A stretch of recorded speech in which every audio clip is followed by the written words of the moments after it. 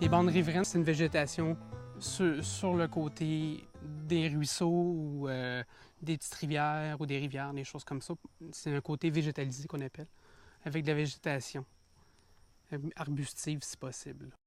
Ça retient au point de vue tous les nutriments du champ quand on épand de l'engrais chimique, quand on épand du fumier. Ça permet de faire une zone tampon avant d'atterrir dans l'eau. Dans le fond, toutes les plantes qui sont là vont recueillir les éléments nutritifs comme l'azote, le phosphore. On peut regarder dans le fond du champ, il y a un petit coteau, fait que c'est certain que ça va s'en aller dans la rivière. L'autre bord du champ, la pente est différente, ça s'en va dans l'autre coin de la rivière. Les bassins versants, c'est vraiment ça. C'est tout ce qui se verse, tout ce qui est eau qui se verse dans une rivière donnée.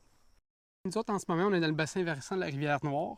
Justement, cet été, on était appelés par la municipalité de participer à un projet au point de vue de...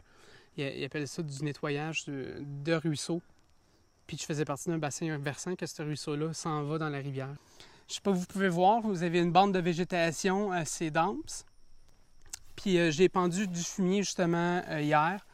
Puis j'ai respecté au moins 3 mètres du ruisseau et un peu plus. J'en ai mis même un peu plus qu'un peu moins.